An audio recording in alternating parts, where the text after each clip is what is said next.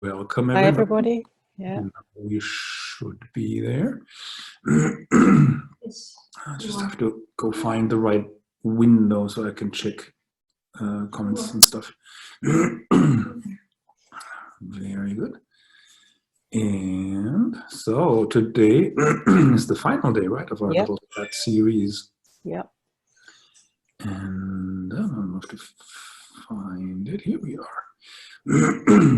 And so I have to turn the sound off on my Facebook window. There you go.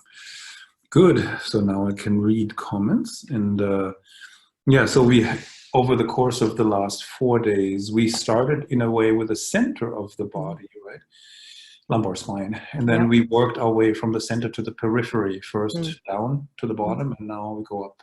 We go up, exactly. Well, we're going to go up and out, and down again. Exactly. In a sense, yes, exactly. In that, in a sense, to have intelligent and soft and light hands which communicate in a way that's pleasant for our horses requires such good support from the rest of us, that we kind of needed to leave this bit to the last. Right. Yeah. Yeah, very true, very true. And it makes sense to go from the center to the periphery in a sense, because the aids should begin in the center of the body and then travel out, from the center to the legs and to the hands. And beginner riders often have the highest muscle tone in the periphery around the hands, arms, lower legs, and so on.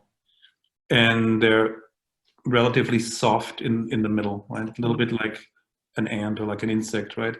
They're hard on the outside and then soft on the inside. Like a carapace. Yeah, exactly. And then the good riders are the opposite. They have a solid core. I think we've compared it to the avocado, right? And then they're soft on the outside. And that's the goal. And so the soft hands and soft arms require a good stable support from the center so they can hang. Yes, and I think also the sense of length through the spine is really key for soft arms and hands. In that, therefore, force can then travel through each vertebra, up through the spine and then out and down through your hands. Whereas anywhere that you lose length in your spine, then force will go across the bones rather than straight up in a kind of shearing nature. So, that's where we talked at the beginning of the week about having too much tone as well as too little tone. When you have too much tone, say in the abdominals or the back muscles or the core muscles, then you lose length in the spine. And in that moment, force can no longer clearly go upwards cleanly through the spine and up and out. And of course, that affects the carriage of your head, which affects your orientation and all of those things. If you can't orientate yourself easily in space, you have a slight sense of anticipation that maybe you might fall. And then you get this situation, as you say, where you grip into the peripheries. Yeah, exactly. Very true. Yeah. Interesting. Yeah, and common mistake you see in riders is that the hands are noisy, right? They move up and down, which is a consequence of too much muscle tone or bracing in the arm and shoulder muscles, because there's a probably sense of instability and lack of balance, lack of support. Yeah, and I mean, it's very natural, if you do feel out of balance, you are going to grip with your biceps, you are going to shorten and contract the joint of the elbow. You are going to probably do something like this with your shoulders. It's it's an involuntary reaction to feeling unstable. You see it with older people, as older people, maybe you see an older person walking on if there's ice in the winter, and they make themselves as short and small as possible and take small shuffling steps because it probably feels like it's safer. But of course, actually what ends up is you end up being more unstable. Right. Yeah. Very true. Yeah. Interesting. Yeah, a lot of people have a lot of like hidden tension in the forearms and wrists too. Even if the hands are relatively quiet, but often you can see it when you're watching that they have a feeling of tension in the forearm muscles and in the wrists look rigid, right? Yes. And that shows up in the horse, and the horse will brace the jaw or brace the underneck against that, you know. Yes. And, I think often in that situation, the person is probably already making a slight fist. With Feldenkrais lessons, we often start the lessons with a scan lying on your back, and then your arms are by your sides and your palms are facing down.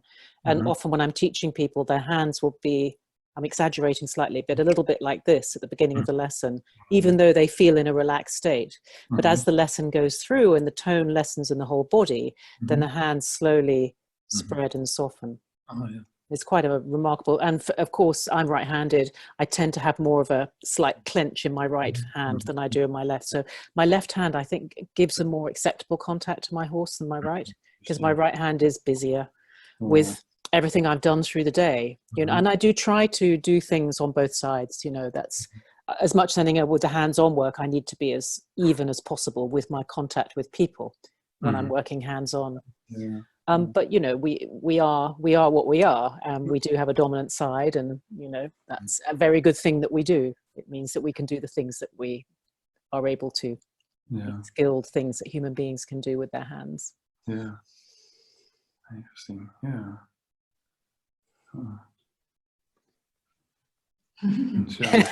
You're feeling behind the screen. So yeah. So I'm just thinking, in terms of, what can people do when they can't ride to help relax their arm muscles and hand muscles?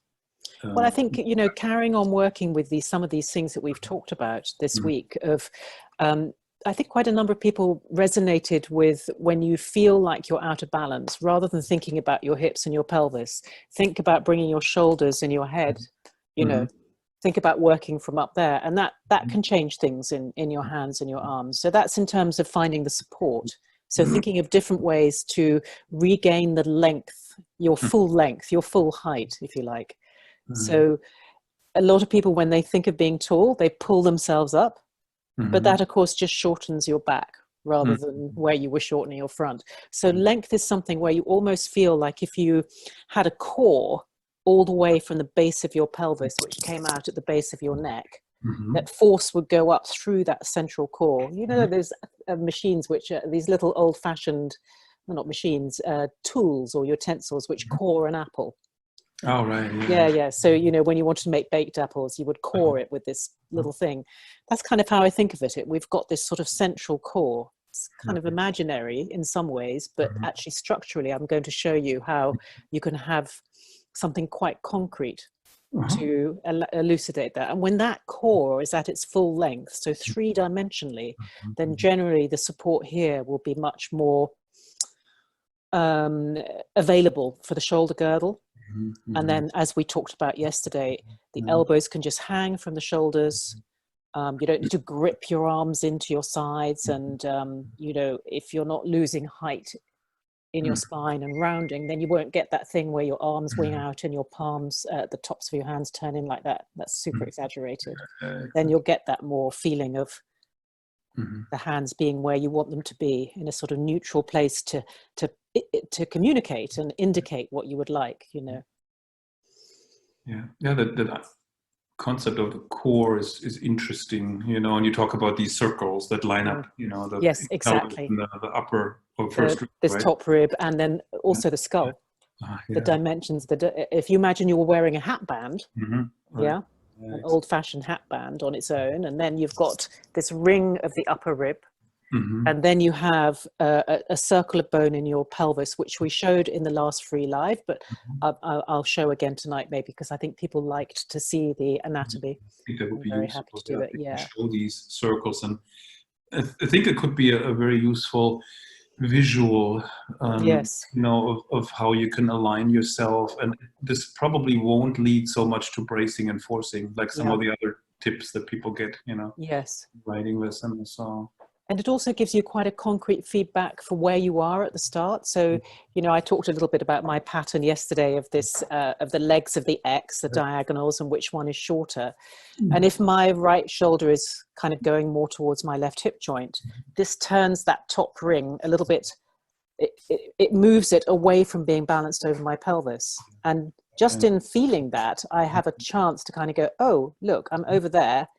Do I have an option to bring myself a little bit more so these rings are more lined up? Mm-hmm. And then when they're more lined up, I do find that some of that tension in the right side goes, the right arm. Because you know, a lot of it is that one of the first things that kids do is they put their hands to their mouth, you know, they reach out. And we reach for things all the time with the same hand. So we're always setting up a twist. Yeah. And it's not just a twist in the hand and the arm. The shoulder comes forward, the collarbone comes forward, the sternum turns, the rib turns, the head and eyes turn. And most of us are a little bit stuck in that reaching out. Yeah, that's a good one to do, actually, people. You can practice opening doors with your unfamiliar hand, the non-habitual hand, the non-dominant hand, that kind of thing. Yeah, hold the pitchfork the other way around when you Yes, that's exactly right. Yeah, that's brutal. It takes you 5 times longer to clean. So, yes, you really have to think about it. You have to become very conscious, don't you? It's yeah, exactly. Yeah, it's interesting. Yeah, or open the bottle of wine with the other hand, or the bottle of beer, or whatever. You know, it's like But that's amazing how much we're used to doing certain things with the same hand, or you know, and then if you switch it, then you feel like you've never done this before. No, for sure. Yeah. Do you think it'd be good to look at that image now, or? I think that would be good. Yeah. Okay, let's do that. Seeing as we're talking about it. I need my glasses. I'm so blind. Hang on.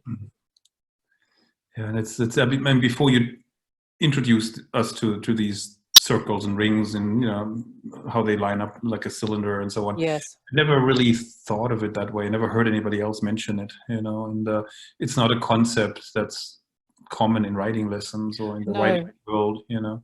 No, I think that's right, isn't it? Is that showing?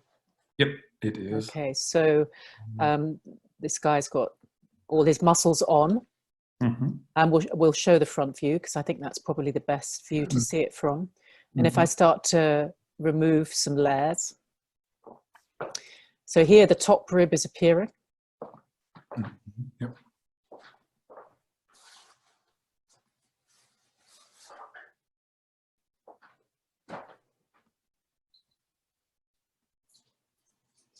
And this internal ring in your pelvis is the ring that we're talking about. It's it's really quite amazing because it's so internal that it might be a little bit hard to be immediately aware of it. But if you spend some time sort of moving around and imagining where it is, it's sort of located at about the same height as the hip joints. It's formed by the pubic bone at the front, the inside of the iliac crests, and then the inside of the sacrum at the back. And it really is, when you have that sense of that internal ring, your movements get much more central. It's like you really move from a more central internal part of you, as Thomas was saying about the avocado riders.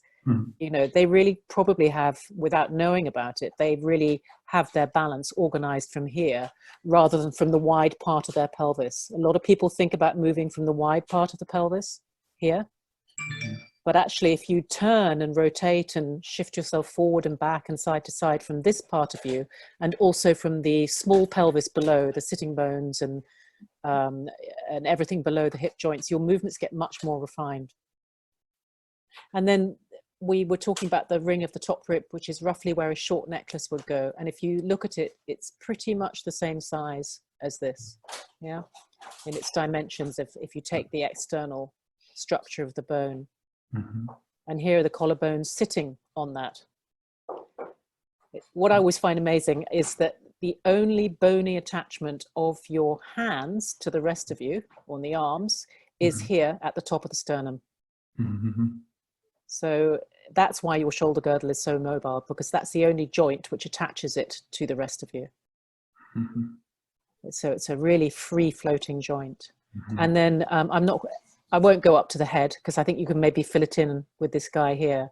But the kind of crown of the perimeter, the hat band of your head lines up more or less here. And then here. And then if you're standing with your legs relatively just hanging from your hip joints, there's a corresponding small circle which is formed by the arches of your feet, more or less. Yeah, it's very interesting. Yeah, and if you line these circles up, then you're really straight, right? Then you're really straight. Yeah. But it also means, say you wanted to do a little bit of a leg yield, you might find this small rotation, and you might slightly shift. You might slightly shift that top rib circle like a millimeter more than the pelvis, possibly. That could be something to play around with. It's not that you're kind of swinging your body over, but it's so central and it's just tiny. Because obviously it's more mobile at the top of you than it is at the base. So your pelvis will shift a little bit and the top rib maybe shift a fraction more. So you end up with this core sort of almost inviting your horse over in a way that he can't resist in my fantasy. That's true. I mean, the weight aid is very primal in a way, very easily understood by the horse, and it's very compelling. Yeah. Much more so than leg or rein aids. Yeah. And, this greater mobility here at the top, the shoulder area, is sort of a double-edged sword, because you often see riders lean sideways in the lateral movements, and then they actually put the horse out of balance and out of sync. Like in the shoulder, and they move their upper body a lot to the inside, and then they end up pushing the croup out. So then they lose the outside hind leg, or in half passes, they might lean to the outside and push the croup away to the inside. And then, of course, they're no longer over the hind legs, and they're no longer taking the horse with their weight, but they're pushing the horse away from their own weight, right? So that's why it's good when you say, like, just move like a millimeter with your shoulders more than the hips, because if you move the upper body visibly more, then you get out of sync. Absolutely. Well, you will get out of balance and probably cause your horse. But I think all these movements are initiated from your pelvis, but that's almost like a thought and an intention. One of the things that I see is people make a big movement with their pelvis to shift the weight of the horse, but they leave their chest behind, as an example. So they end up with a bend.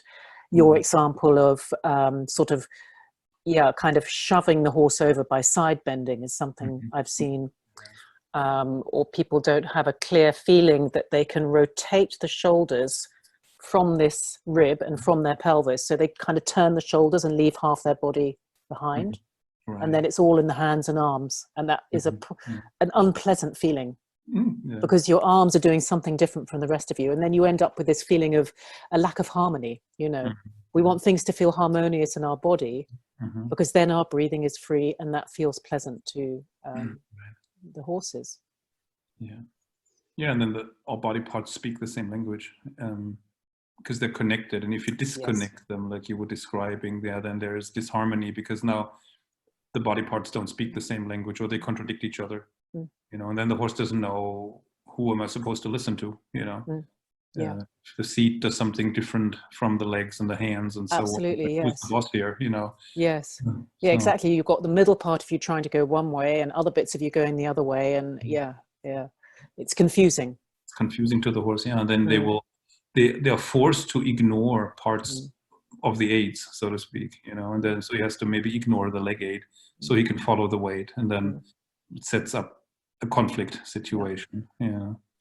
And I think for those people who were saying, they often go a bit too far forward when they lose balance, maybe you can think of bringing yourself to balance by thinking of the back of this top rib, which is at the base of your cervical spine. You've got a kind of knobbly vertebrae. If you bring that back over your sacrum, you'll probably find that brings you back to balance pretty fast. Right. Your withers.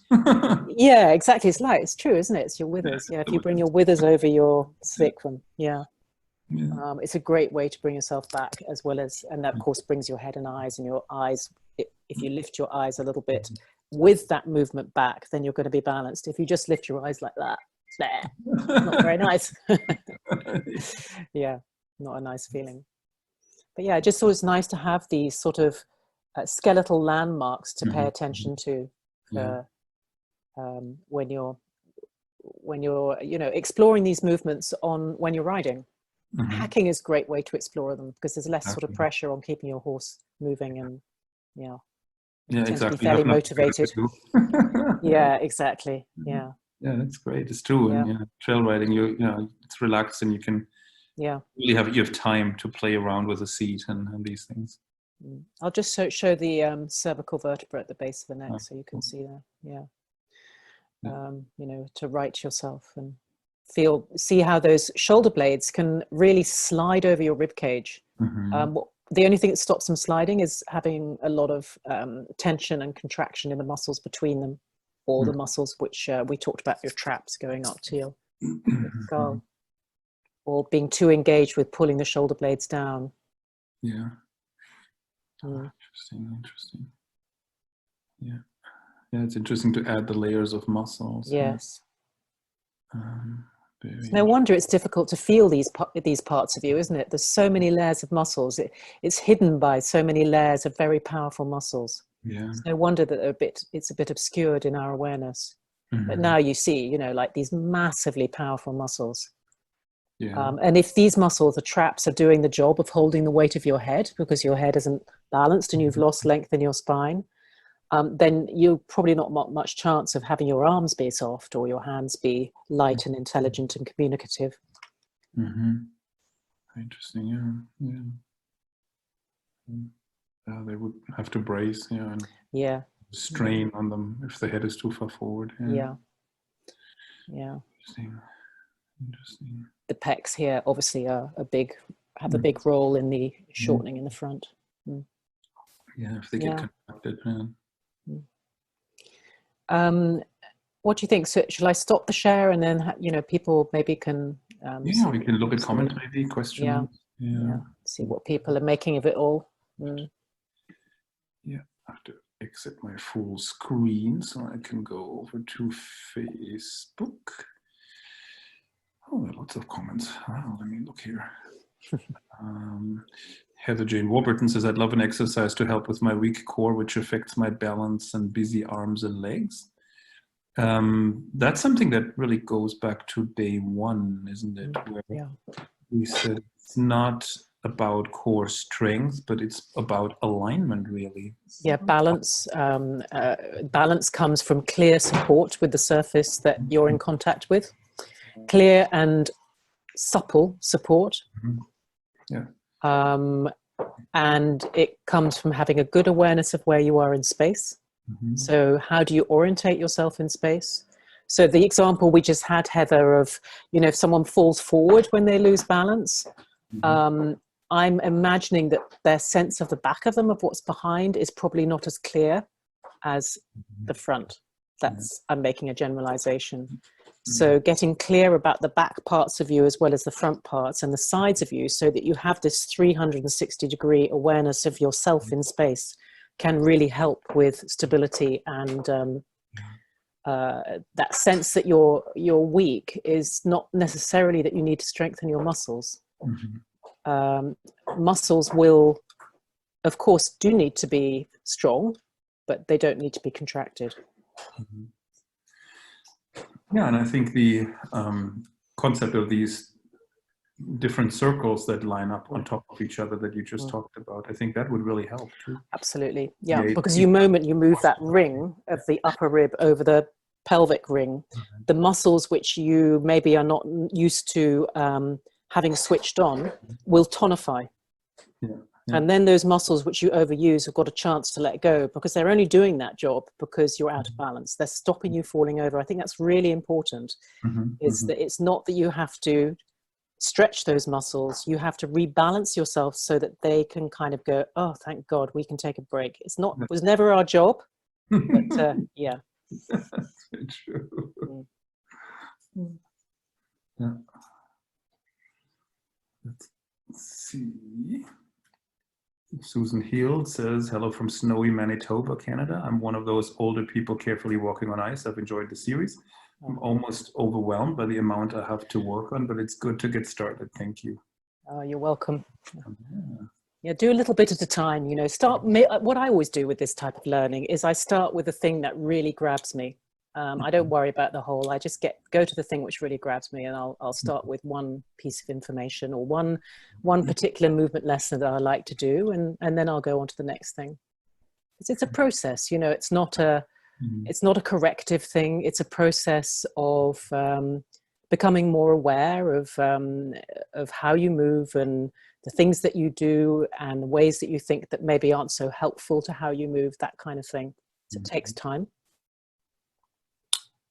Yeah.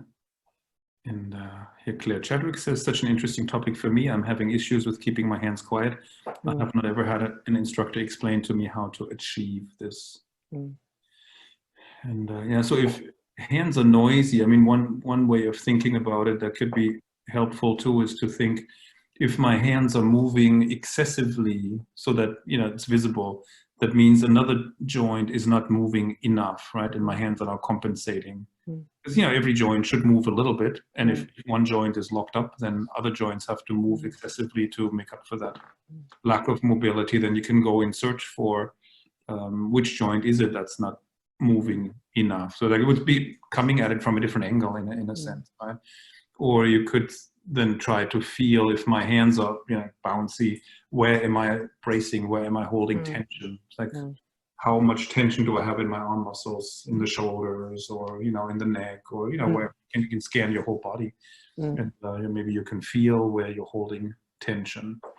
And then and I think, you know, depending on your organization, depending on the ways which you lose balance. You know, for me, I find it quite helpful to think of my shoulder blades, not to squeeze them, but just to be sort of aware of them, kind of my collarbones opening and my shoulder blades sort of draping. And that for me always helps for my arms to, they get this kind of weight, my arms, and my elbows feel like they're heavy, and I'm not having to hold them up, but they're just hanging, and I've got the weight of my arms. And, you know, then my hands tend to be in a much better position, if you like, and less noisy. My hands get noisy also when I'm overthinking things, I have to say. Yeah, it's another interesting, possible reason when you overthink things. Then maybe overthinking leads to, I don't know, muscle contractions, stiffness, bracing in your body. Then overworking, being overly busy with the hands because you feel like, I need to do this, I need to do this, I need to do this, you know. Yeah, I mean, absolutely. And I can say that when I am over focusing, it's quite funny, I harden my right eye more than my left. And that brings my right eye a bit more to the front, which tonifies the whole of my right side. And guess what? Ends up in my hand. And then suddenly my horse starts falling out through his left shoulder, and he's kind of going like this. And that's just because I'm too focused, you know, and that's my body response to being overly focused. Interesting. Yeah, and I'm sure everyone will have a different one, you know. That's so interesting. Yeah. So it's really interesting to study how your eyes move according to what you're doing. So, you know, when you're paying attention to the inside of you, do you pay attention more with the right eye or with the left? So if you're focusing inward on that inner ring of the pelvis, you know, which eye is more engaged with that? That's a funny thing to notice, but we all tend to have an eye which is the observing eye. It's interesting. I think for me it's the left eye, but I'm left-handed too. Yeah, that might, maybe if that's your dominant eye, it's busy doing everything. Yeah, exactly. So interesting, these connections between the different body parts. Very interesting how they affect each other. Yeah, and my kind of little trick for that is to let the weight of my left eye kind of drop and get heavy, and let the right eye get sort of soft and expanded. So it's just an intention, and that seems to help sort out my eyes and make them a bit more even. You know, this is what Feldenkrais practitioners get up to in the, you know, these boring days of lockdown.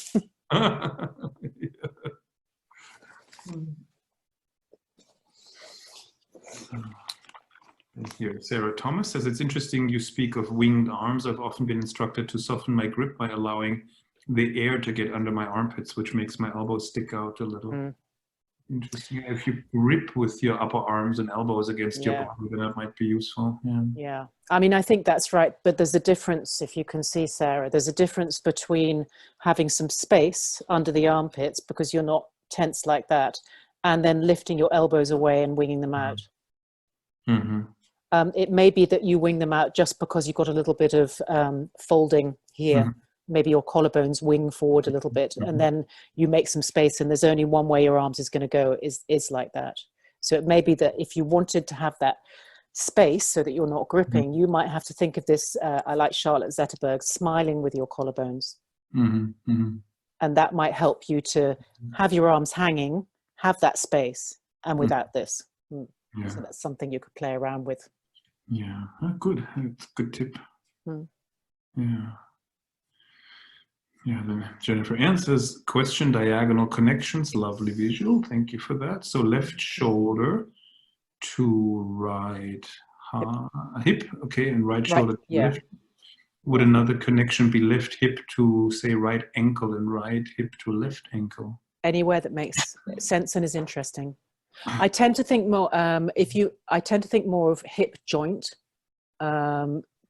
than hip, because hip is often then, therefore, people think of the hip bone. So, which is your iliac crest, which is high. And I want the connection to go lower and deeper. So, you know, it may even, Jennifer Ann, it might be helpful to think of the right shoulder to the inguinal ligament on the opposite side, if you know where that is, right where the crease of your leg is, because that has actually got a very strong skeletal connection by way of the obliques. So that's an interesting diagonal connection.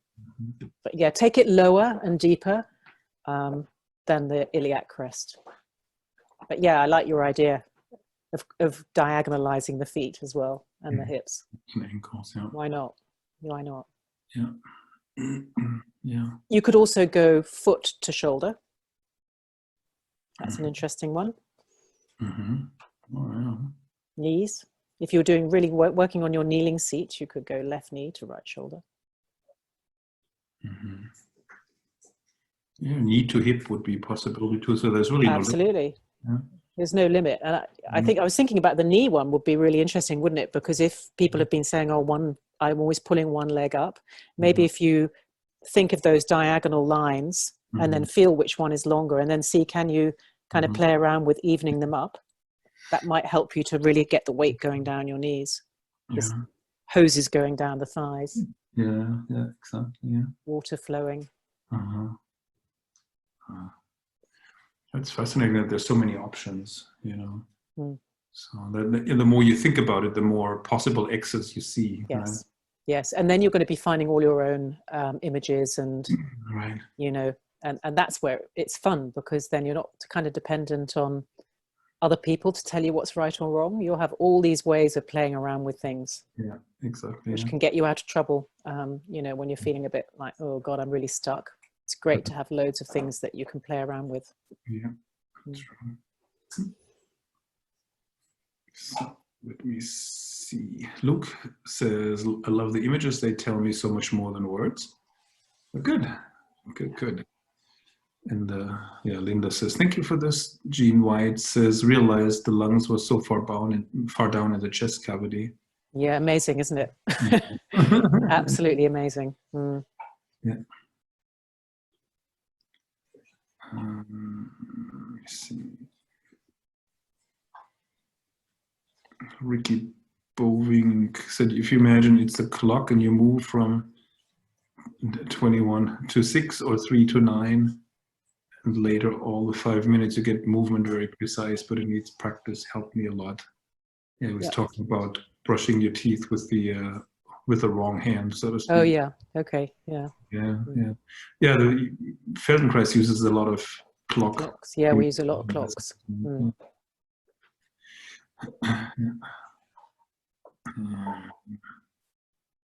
Let's see here. Tim Fahmy says exactly, bringing your withers back in line. Excellent. Like that. The withers. Yeah. And let's see. Sarah Thomas says, how does the column visualization incorporate the lordosis kyphosis in the spine? Yeah, I mean, we are what we are in this moment. And of course, all of us are going to have places we lose length. So that's why, with Feldenkrais, we tend to do a lot off horse and on the floor to establish that feeling of length. So you've got something to, a sensory image, if you like, to refer back to. So you know what it feels like when you're long, and then you know when you're kind of slipping into your patterns. But yeah, just sort of forcibly going, spine be straight, is probably not going to help too much. Yeah. But maybe thinking of this sort of internal column lengthening up through, we could use water upwards, couldn't we? Which we did in the hose pipes lesson in Aware Rider, where you imagine water flowing upwards, the energy of the water flowing upwards from your tailbone up to where, to the base of your base of your skull. And then your head is like a sort of ball balancing on top of that flow of water upwards. So you're supported. I was thinking of it like a fountain with, those fountains which has a ball balanced on top. Yeah. And then maybe the water flows outwards and downwards to your hands.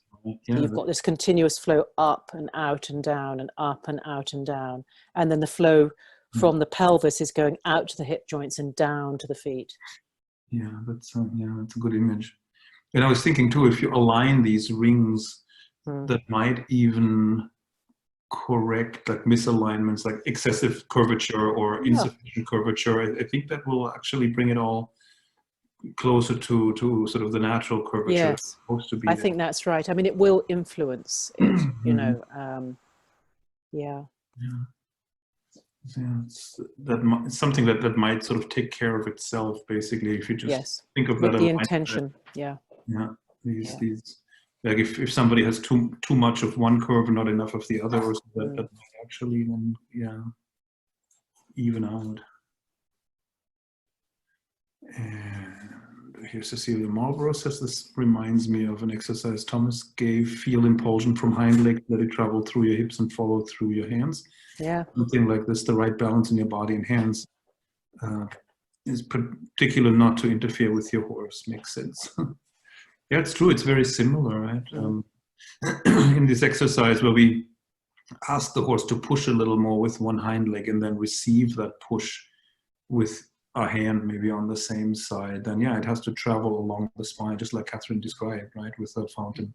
Yeah. Same thing, just the horse's spine is horizontal, right? Ours is vertical, but it's the same idea that this energy travels along the spine from the pelvis to the skull. Yeah.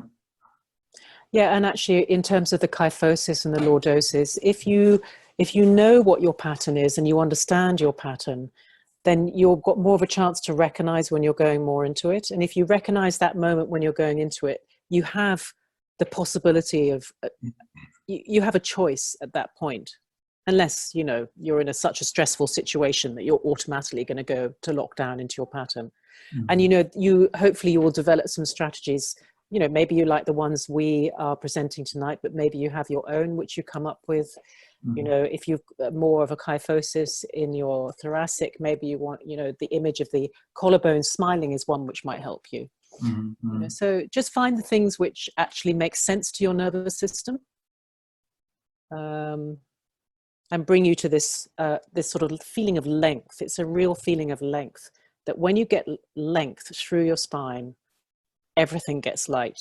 Your legs get light and springy. Your arms are supported and soft. It's a really lovely, nice kind of feeling of harmony through your whole self. And it, as Shanna said quite often, and I think you too, Thomas, it brings this great, terrific sense of feeling very calm and centered. Yeah, it does. Yeah, very true. And here Yvonne Jones says, I've had an amazing change in my writing from the free lessons you put together, and I've not done them all yet, but used the legs as hoses on a hack the other day, and my 15-hand boy caught up to the 16-3 and 17-2 hand in walk. Just made a huge difference to him.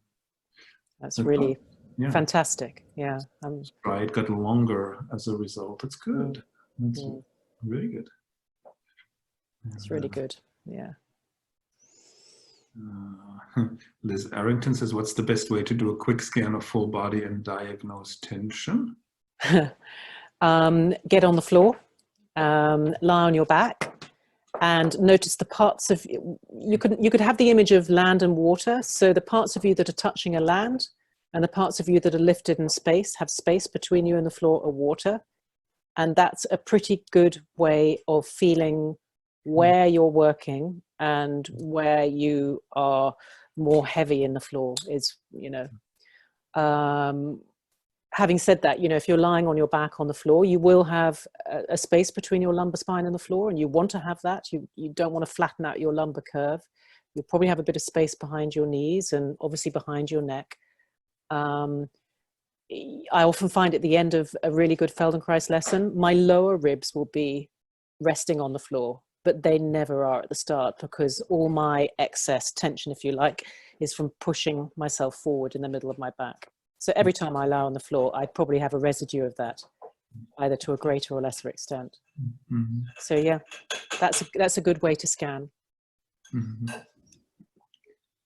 Good. Let's see. Hatem Fahmi says, I grow taller and taller from the base of the neck until my arms drop hanging down from my shoulders. Yeah, I think that's right. Like a turtle kind of extending the neck out of the shell. Is the collarbones, is the shoulder girdle's like a shell, and the more the neck comes out, the more the shoulder girdle goes down. Yeah, makes sense. Yeah. And Jim Green says, oh, this is interesting. I'm often told I'm trying too hard, which leads to overriding. Right, try not to try so hard. It's so hard, isn't it? Trying not to try. Yeah. I know. Yeah. And Francis, go ahead. No, it's fine. And then Francis Eisenmel says, stiffen in the jaw when overtrying. Yes. Yeah. Very common. Exactly. Yeah, and stiffening in the jaw, I think, often goes with the eyes feeling hard too. And the tongue gets tense. True, yeah. Maybe retracted. And Becky Dean says, I like to think I'm riding with 2 cups of tea. I put the shoulder weight into my elbows and it lightens my hands and allows me to stretch them forwards towards the bit. Plus I'm programmed never to spill tea. Yeah, that's interesting. If that works. Yeah. It's great because everyone's sharing the kind of things, the images and things which work for them, and then people can take the ones which grab them, resonate. Exactly. Yeah, it's interesting. In the free course that that Shanna put together and we've put together, there's a lesson called the surgeon's hands, and that is great for giving an immediate sense of how soft your hands can really be. So that might be worth looking into for those of you who haven't investigated the free course.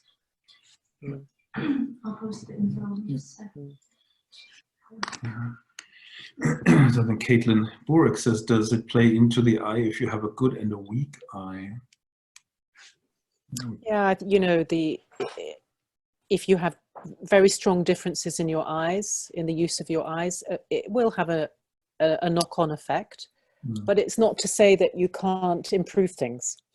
And there's a guy who unfortunately died this year. There's a guy called David Weber, who was a Feldenkrais practitioner, but also I think he had a condition where he kind of unexpectedly went blind, and he kind of regained his sight through doing all sorts of eye exercises, using some of Feldenkrais's eye exercises, but also some of the Bates eye exercises. And he managed to really even out the use of his eyes. And he was able to, I don't know how much he regained his sight, but he was certainly able to see in a way that he hadn't been able to.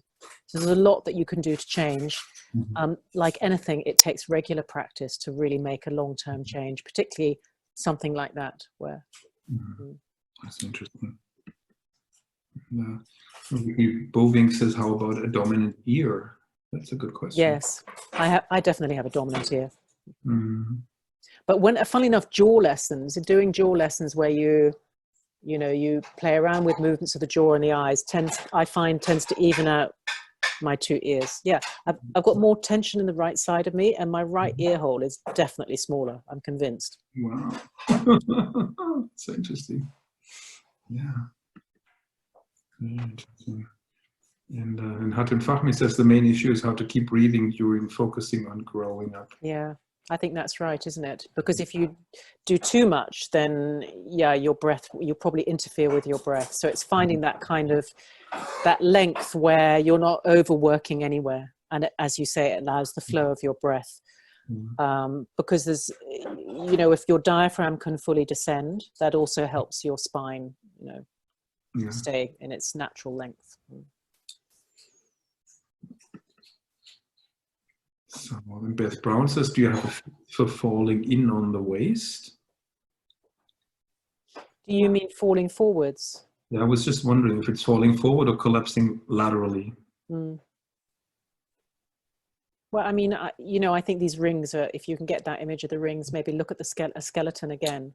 That's something, if it works for you to think of having a necklace which you're moving over the sort of inner ring of your pelvis, that might help. It's having repeated experiences of feeling more balanced and then out of balance, and then noticing how do you transition from being collapsed, I don't know if it's forward or sideways, to being more balanced, because it's in the transition that a lot of the information is. Because if you don't know how you get somewhere, you can't get there again. It's one of the things I think often about, if you have, I've often had a lot of treatments which are really great. I end up walking out of the osteopath or whatever feeling fantastic, but I have no idea how I got to where I got to. So then as I lose that, I don't know how to get back there.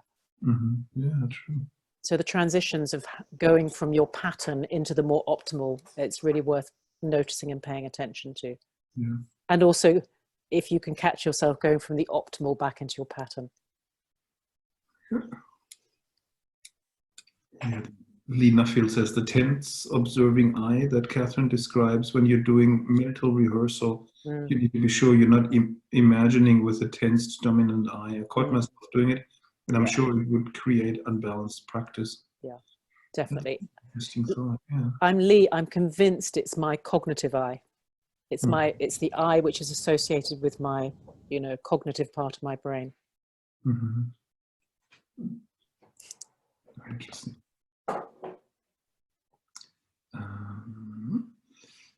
Let me see. Luke May says, Feldenkrais gave me the awareness of my tension in some muscles and taught me options to relax them. Slowly the muscle memory changes and sleeping muscles get stronger. I think that's right, isn't it? Is that, where you're short tends to just naturally start to lengthen and vice versa.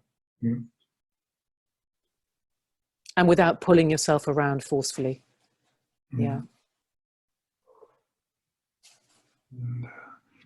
Marie Spears says, I've noticed that my right hand can get overly busy while my left hand and elbow can lock and pull back. I think this has something to do with my left leg being more stable and the right side more mobile. I use diagonalizing the right shoulder blade to the left hip, which seems to correct the overmobile right hand. Very interesting. Great. Very good. See if there are more questions. Here, Julie Graber says, writing with open fingers, is that from too much upper body tension or not enough? We do an exercise to release shoulder blade through elbows to hands. The hands open off the reins, then tension creeps back in with closing the hands. Keep working back and forth to get balance with supple upper arms, yet enough tension to keep fingers closed. You talked about this, Thomas. I can't remember which course it was in, but you talked really, it was a really nice, the image you gave of if your fingers are too tight and if your fingers are too straight, and there's somewhere where you've got just the right amount of closing in your fingers to give you control. but not so much that you're pulling back. Yeah, it's the idea that the joints should always be in some sort of a middle position. Yeah, that's right. If you clench your fist, so the knuckles are wide, right? Then you're in an end position. You can't close anymore because you've closed them all the way. But if you write with these really open fingers, like some people do, then you're too close to the opposite end of the range, right? Then you've given everything away. Essentially, you can't release the reins easily anymore if the fingers are straight because you've given everything away. And that often, these open hands are often stiff and hard, actually, because of that. Whereas if you're somewhere in the middle, like here, a lightly closed fist, but with no tension, just fingers slightly curled around the reins, then you can close more, and you can open and release more, and then return to the middle. So you can go in either direction, and that gives you more flexibility. And in this middle position, the hand muscles can stay relaxed. Yeah. Different options. Yeah.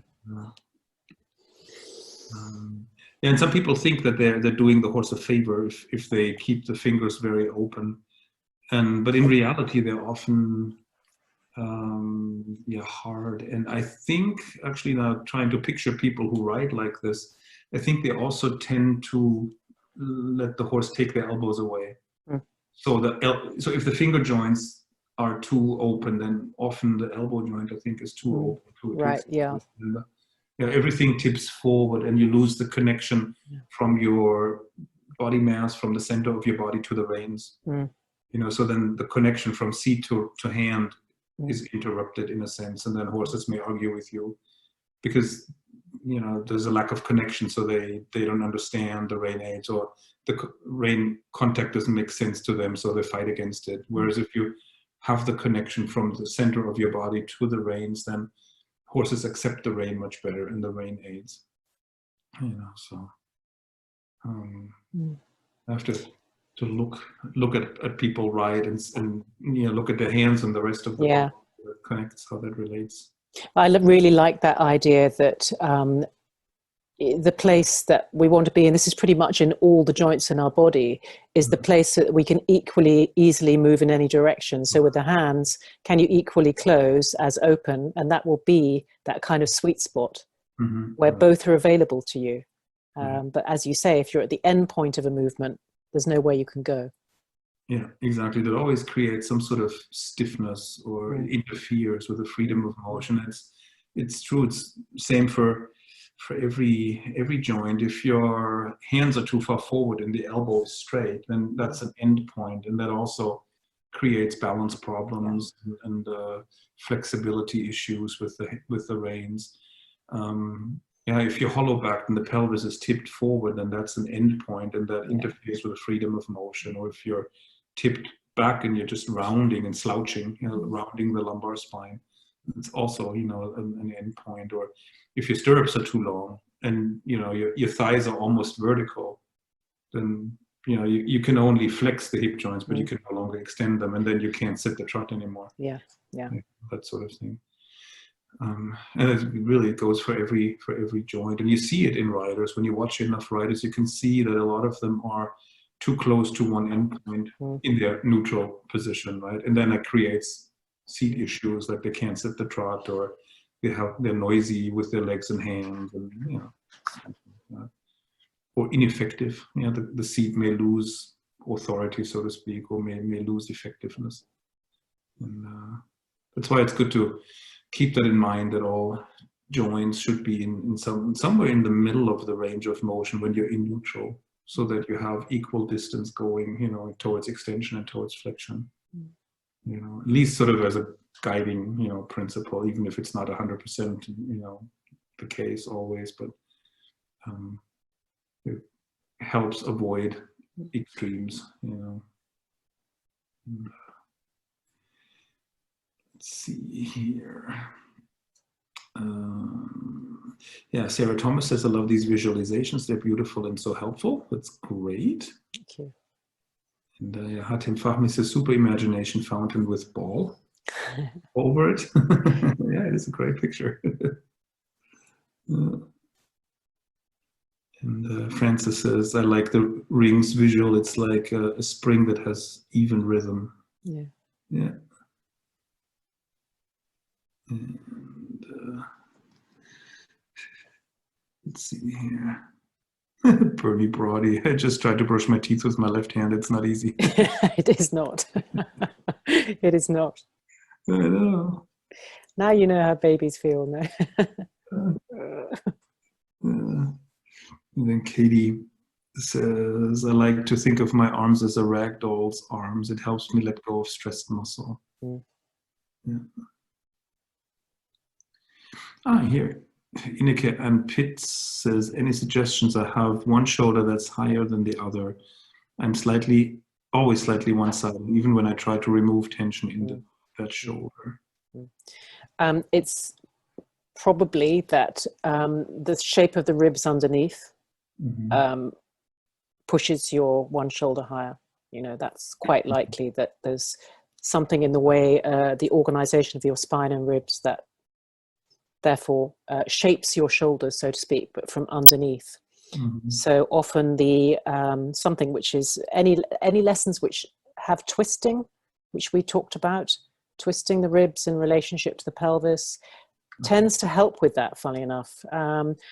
Lots of side bending lessons, not lessons where you're desperately trying to bring it down, but actually just playing around with, oh, can I side bend this way? Can I side bend that way? Can I side bend and twist?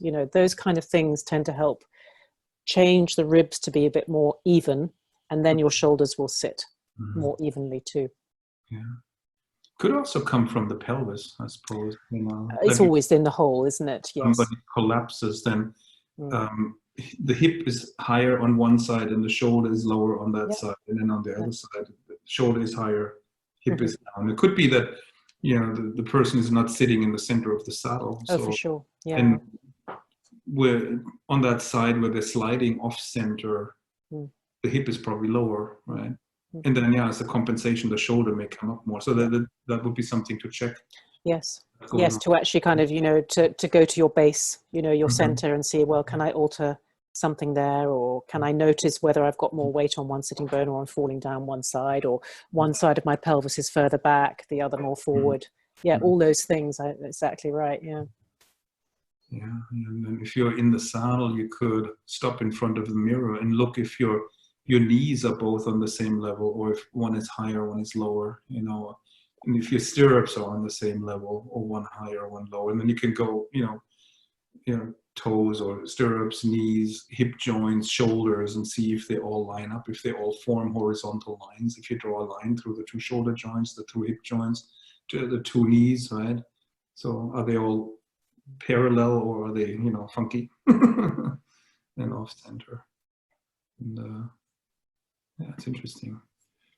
And then you could start from, I don't know, maybe from the bottom up, or even play around with that, lift, like you always say, if your one shoulder is up, lift it higher, Yeah, that's another way. Actually, it's something I do a lot in hands-on work with people. Someone has got a lot more a lot more muscular contraction on one side, or will actually support it by lifting it higher. So I'll come underneath their arm, lift it, and then I'll move them around their base of support, around their pelvis, but from this lifted shoulder. And sometimes then even bring the head and the shoulder together, and you'd be amazed how the shoulder drops. It's, as you're right, you kind of take up the slack, well, not the slack, but you take up the tension, and then when you let go, often things right themselves. Actually, I can feel that. I just got a little bit more drop in my shoulder. It seems like your shoulder drop. Yeah. You see it what, 5 seconds? That's how little it takes for your nervous system to reorganize. Interesting.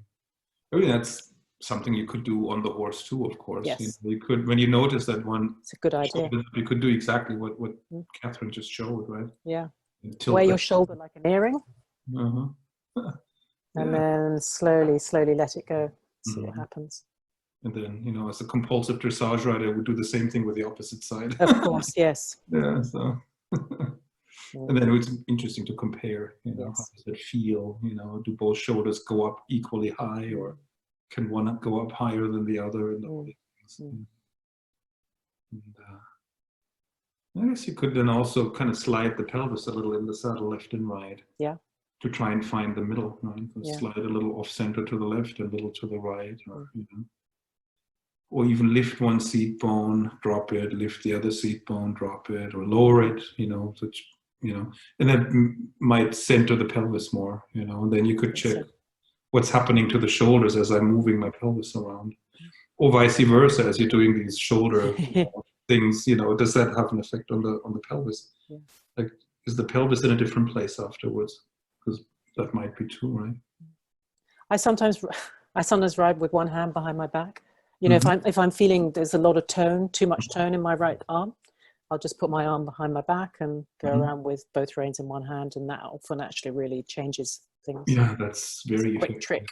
Yeah, it's good. I mean, riding with the reins in one hand is good anyway, because then you can't cheat as much, and you have to sit differently. I mean, I've always felt that I sit better when I have the reins in one hand. I stretch more, straighter, taller, and so on. And then, I have the whip in the other hand. And then if I have the reins in the left hand, the whip in the right, but if I want to touch the left side of the horse, then I do what you just showed, reach behind my lumbar spine with the right hand in the whip. And I always sit straighter. Definitely. And I'm a sloucher, so that helps if I have the support for the lumbar spine. Then it brings your back, right? So I don't know how that works out for somebody who has a hollow back naturally. Well, maybe you'd feel the hollow, and you could move your spine into your hand. To be a nice little bit of feedback. That's true. Interesting. But the riding with the reins in one hand is always good. So I can only recommend that. Here, Imke Harle says, I'm often told that I carry my left hand higher than my right, which is my dominant hand. Anything that might help with that? That could also be connected to the shoulders, right? Yeah. Or maybe a little bit more tension in the muscles of the forearm and the upper arm. So therefore you keep a little bit more contraction. The elbow, angle of the elbow joint is slightly less. Noticing it is the first thing, but noticing it not just in your hand, but where does it track it? Track it up your arm, track it into your shoulder. Is it your shoulder which is higher, which is lifting your arm, or your shoulder lower perhaps, which brings you to lift the arm up? Who knows? But become a detective. Yeah, that's a good point to see where it originates. Actually, what can also happen with some people when one hand is higher is that they have more muscular contraction and they stabilize themselves somehow. It's they may have a firmer grip on the rein, or hang a little on that rein, and it's like an involuntary or subconscious way of not falling off, so to speak, just stabilizing, gives them security somehow. Which is what Anne-Marie was really saying earlier, is that she noticed that I think her left hand was quieter because she had more support through her left leg. Her left leg is her stable leg. So it may be that it's something to do with which is your more stable, supportive side, and which is the side you do more skillful movements with. And can you kind of learn to do more skillful movements with your supportive side, and vice versa? Oh, interesting. Yeah. So this raised hand could come from a number of different places, or could have a number of different reasons. Really. But it's always located in the whole. So anywhere that you change somewhere, whether that's your pelvis or you rebalance yourself in your feet, it has the potential to impact that slightly raised hand. Could also be that the horse is leaning on that rein more, and then sometimes people raise the hand, which gives it more leverage, and then it creates a somewhat more even feel between the two reins, even though it's kind of an illusion because you're just covering up the crookedness. But a lot of people do this subconsciously. That's interesting. That would be also something to investigate. Is that on the stiffer side of the horse, for example? Let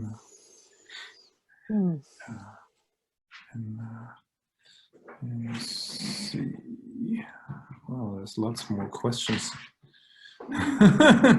We may not be able to get to all of them, I guess. But no, there's maybe one more here. Deb Palmblad says, how to keep thumb on top closed with out stiffening fingers. Yeah. Actually, personally, I wouldn't obsess too much about having the finger on top, because I also find that makes you tight. Yeah. Well, that's a big thing for some trainers. I actually don't, in terms of what I know about really good movement, I don't really understand that, particularly this thing. But it clearly works for some people, but yeah, I don't really get it. But yeah, some people think it's very important. I don't think so much about that, really. I mean, I have the fingers resting, the thumbs resting, but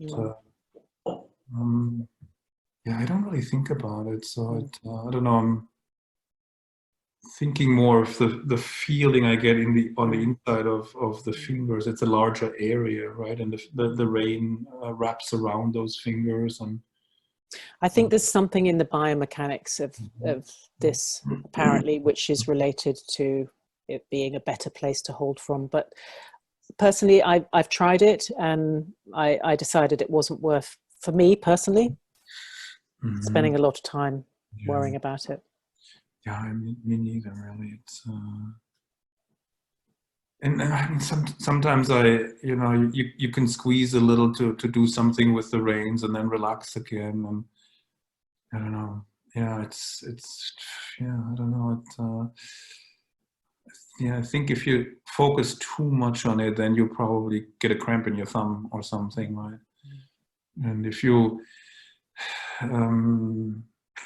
I think there's also a danger if you really focus a lot on thumb, index finger, holding the rein. I think then the focus is too much on the rein from your thumb and index finger to the bit. And I always like to think of the rein contact going past my hand, along my forearm, to my elbow, from the elbow to my hip, and from my hip to the horse's hind leg. Right? So I like to not compartmentalize that too much, but rather think of it as the rein being attached to my pelvis. And then my hand and fingers, they're not as important in a way. They're just all links in a chain, they transmit energy, from the hind legs to the bit and back and so on. But I think if you start obsessing a little bit here on one link in that chain, then you may interrupt that chain of transmission, and create a blockage there. So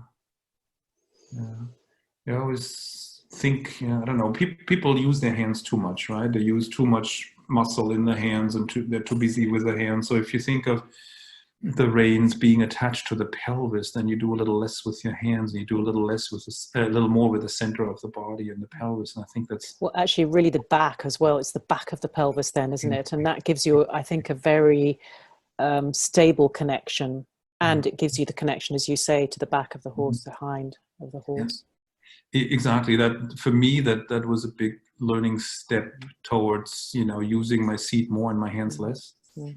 And then I experimented for a while, because I was aware that I was just doing too much with the hands, and then doing too much with the hands can contract the neck of the horse, and they may shrink away, or they may brace with the under neck or with the jaw against you. And then I thought, well, if I picture the rein being attached to the back of the pelvis, essentially, right, and thinking of activating the rein, using the rein from the top of the pelvis, like try to keep your hands and fingers relaxed, and try to give a half hold through the rein that comes from the top of your pelvis, top and back of the pelvis, and it works actually. It's kind of a funny thing, because then you're moving your pelvis instead of your hand a little bit. And but I think that's a good little game to play, in a way to become less handsy, and also maybe makes the rider more aware of the connection from the body weight to the rein. So the rein aids come from the center of the body, and they're not just something the hand does to the mouth, right? Because it's really something you do with your whole body, and you want to influence the whole body of the horse, and you want to reach the hindquarters with that. So That's why it's important not to think of reins and rein contact and rein aids as something that's between your hand and the horse's mouth, because it's really your whole body and the horse's whole body that are involved. Yeah. It's a great way of looking at it. Yeah. And I suppose, when people are at home, they could sit on their exercise balls and take a bridle with the reins, and they could play with that if they have the reins attached to something in front of them, then they could try and move the rein with their hips instead of their hands, keep the hands soft and neutral, but now try to put traction on the rein that comes from the top of the pelvis rather than from fingers. Yeah. And also, this ring of the first rib and the shoulder girdle, if that needs to be over in order to get the connection, because if you're here, you won't really get a clear connection from the hands to the pelvis. This has got to be there as well. Right. That's reminds me of another interesting thing. If you collapse forward, like if that upper ring goes ahead of the lower ring, the shoulder moves forward, and that usually makes the pelvis slide back. And when it slides back, very often the hands come back too when the rider pulls. Yeah. You often see that if the pelvis goes back, the hands go back, and if you bring your upper body back and the pelvis forward, the hands go forward. So the hands become lighter. If you can bring your pelvis a little closer to the pommel and more in between the elbows. So, yeah. All right, we're already way over the time again. So we should really wrap it up. And we didn't get to all the comments and questions, unfortunately. Exactly. Join the free group and post them there, and then we can go through them and we can answer them too. And tell them about the free course with 7 lessons. Yeah. So there's a free course which you can get access to from the How Can Feldenkrais Help Riders group. And we've put 7 Feldenkrais lessons in there, just short ones. I think they're between 10 and 20 minutes long. It'll give you a flavor of the ways that you can help yourself off your horse, so that when you get back on your horse, you hopefully will have maybe even improved in the time that you've had off, for those who can't ride right now. Yeah. But they will really highlight a lot of the things that we've been talking about, and hopefully give you some light bulb moments. Yes. Burn the pinned comment. Yes. Yes, it's a pinned comment at the top of the page, isn't it, Shanna? I think, yeah. Yeah, very good. Yeah, we got lots of thank yous. You're welcome. Good. You're welcome. You can help. It's always fun to chat with Catherine. So it's always interesting food for thought that comes up. Yeah, for both of us, it's really great. So, exactly. Yeah. So. Yeah. And so everybody join the. Oh, it's really dark in here. I tried to fix our light and it didn't get working. Join the free course and the Facebook group, because we're going to continue the conversation in there. And I think we're going to do another live next week. Yeah. Maybe more than one. We'll see. We're talking about that. So stay tuned. Yeah. Yeah. Yeah. Have a great weekend, everybody. Yeah. Bye. Stay healthy. Yeah. Oh my God. That was quite sinister. Take care, everybody. Bye.